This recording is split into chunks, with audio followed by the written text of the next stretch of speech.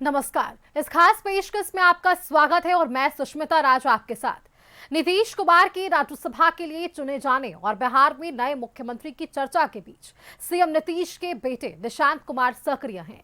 ईद के मौके पर निशांत कुमार नमाजियों के बीच गांधी मैदान पहुंचे और उसके बाद वे इमारत ए शरिया और खानकाह ए मुजीबिया ही गए। क्या है इसके मायने, वो हम आपको बताएंगे। साथ ही देखेंगे कि समृद्धि यात्रा पर निकले नीतीश कुमार ने जहाराबाद और अरवल को क्या सौगातें दी, आंधी बारिश ने किसानों को कैसे बेबस कर दिया है। अगले आधे घंटे तक बने रहिए हमारे साथ। और सबसे पहली खबर निशांत कुमार के भाईचारे वाले संदेश की। 21 मार्च को पटना के गांधी मैदान में ईद की नमाज पढ़ी गई। हर साल की तरह बड़ी संख्या में नमाजी मौजूद रहे और करीब 20 सालों में ऐसा पहली बार हुआ जब नीतीश कुमार वहां नहीं पहुंचे। ये जिम्मेदारी संभाली उनके बेटे निशांत कुमार ने, जो हाल ही में जेडीयू की सदस्यता लेकर सियासत में सक्रिय हुए हैं। सिर पर टोपी और कंधे पर साफा डाले निशांत कुमार लोगों के बीच घुलते मिलते दिखे। मुस्लिम समुदाय के लोगों ने भी निशांत कुमार का स्वागत किया। इसके बड़े सियासी मायने लगाए जा रहे हैं। पहले सुनिए गांधी मैदान में निशांत कुमार ने क्या कहा। अपने पिताजी माननीय मुख्यमंत्री श्री नीतीश कुमार जी की तरफ से बिहार वासियों और देशवासियों को बहुत बहुत मुबारकबाद देता हूँ, बधाई देता हूँ, शुभकामनाएं देता हूँ। अल्लाह की बरकत हम सब देशवासियों पर बनी रहे। सर संबोधन करेंगे अभी आकर। सभी धर्मों के सम्मान, ये सिर्फ एक बयान नहीं है बल्कि जेडीयू की दूरगामी रणनीति का हिस्सा है। नीतीश कुमार की पहचान एक सेक्युलर नेता की रही है और अपनी सभा में वे ये बताना नहीं भूलते कि उनके शासनकाल में सांप्रदायिक दंगे नहीं हुए।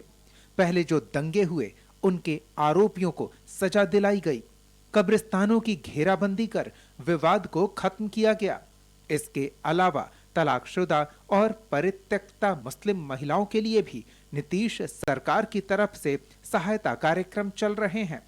और निशांत कुमार ने भी ये संदेश दिया है कि अल्पसंख्यकों को जेडीयू का साथ जारी रहेगा। क्या कहेंगे ईद के अवसर पर बिहार वासियों और देशवासियों को मैं बधाई शुभकामनाएं देता हूँ। आपके पिताजी भी फुलवारी आए हैं ईद में और हमेशा आते रहे हैं हमेशा। पिताजी भी सब धर्म को लेकर चलते हैं, मैं भी लेकर चल रहा हूँ। उन्हीं का आशीर्वाद है, उसी को आगे बढ़ा रहा हूँ। चलिए। ईद के मौके पर निशांत सिर्फ गांधी मैदान ही नहीं पहुंचे थे बल्कि खानकाह ए मुजीबिया और इमारत शरिया भी पहुंचे। ये दोनों मुस्लिमों की बड़ी संस्था है और नीतीश कुमार अक्सर यहां पहुंचते रहे हैं। इमारत शरिया बिहार, झारखंड और उड़ीसा के मुसलमानों की सबसे बड़ी संस्था मानी जाती है। पटना के फुलवारी शरीफ में इमारत शरिया का हेड ऑफिस है। इसकी स्थापना 1921 में हुई थी, जो धार्मिक के साथ शैक्षणिक गतिविधियों से जुड़ी है, जिसका मुसलमानों पर काफी प्रभाव माना जाता है। जानकार बताते हैं कि निशांत कुमार को ईद के मौके पर गांधी मैदान, इमारत शरिया और खानकाह ए मुजीबिया भेजकर नीतीश कुमार सर्वधर्म समभाव का संदेश आगे बढ़ा रहे हैं। लेकिन विपक्ष इसे लेकर हमलावर है और धर्मनिरपेक्षता के आवरण में सोची समझी राजनीति का आरोप लगा रहा है। गांधी मैदान से लेकर हर खानका में और हर मुस्लिम लोगों से मिलने के लिए अपने सुपुत्र निशांत को भेजा। ये कहीं ना कहीं भारतीय जनता पार्टी पर दबाव बनाने की रणनीति है। भारतीय जनता पार्टी को दबाव में लाने के लिए नीतीश कुमार जी ने हमेशा मुस्लिम समाज की राजनीति और मुस्लिम समाज को कहीं ना कहीं राजनीतिक रूप से अपने सत्ता और स्वार्थ के लिए, अपने हितों के लिए साधने का काम किया है। निशांत कुमार की ये तमाम गतिविधियां बताती हैं कि बिहार में सत्ता का हस्तांतरण होना है।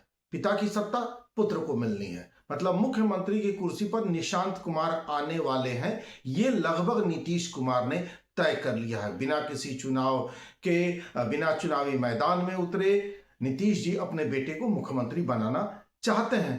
अब भाजपा वाले जाने भाई, अब हमने तो सुना था कि भाजपा का सीएम होगा। नीतीश कुमार की विरासत को आगे बढ़ाने आए निशांत कुमार के लिए मुस्लिमों की क्या अहमियत है, ये इससे समझा जा सकता है कि बिहार विधानसभा की 47 सीटों पर मुस्लिम निर्णायक स्थिति में हैं। 47 विधानसभा सीटों पर मुस्लिम आबादी 20 से 40% या इससे अधिक है। 11 विधानसभा सीट ऐसी है जिस पर 40% से ज्यादा मुस्लिम मतदाता हैं।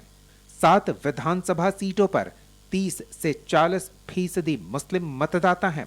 वहीं 29 सीटों पर 20 से 30% के बीच मुस्लिम मतदाता हैं। 2025 के विधानसभा चुनाव में 11 मुस्लिम विधायक चुने गए, जिनमें जेडीयू के सिर्फ एक मुस्लिम विधायक हैं। हालांकि एनडीए के नेता इसे सियासत की जगह निशांत कुमार को सबका साथ सबका विकास के सिद्धांत पर आगे बढ़ते देख रहे हैं और इसे बिहार की राजनीति के लिए एक अच्छा संकेत भी बता रहे हैं। बिहार को प्रगति के पथ पर ले जाने के लिए सबके साथ सबके विकास की एनडीए की अवधारणा को आगे बढ़ाने के लिए मुख्यमंत्री नीतीश कुमार जी ने एनडीए के चेहरे के तौर पर लगातार काम किया। निशांत कुमार जी एक पढ़े लिखे युवा साथी जो उनके सुपुत्र हैं और एनडीए के लिए महत्वपूर्ण एसेट हैं।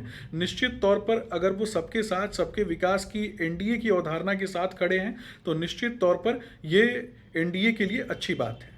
हम सभी के नेता बिहार के माननीय मुख्यमंत्री आदरणीय नीतीश कुमार जी ने पिछले 20 वर्षों में जिस तरीके से सभी समुदाय को साथ लेकर चले हैं, उसी आधार पर उसी लिगेसी को आगे बढ़ाने के लिए आदरणीय निशांत जी सर्वधर्म समभाव के साथ कल ईद के मौके पर गांधी मैदान में और पटना सिटी और फुलवारी शरीफ में जाकर उन्होंने संदेश दिया है कि सभी धर्मों का समान सम्मान दिया जाएगा।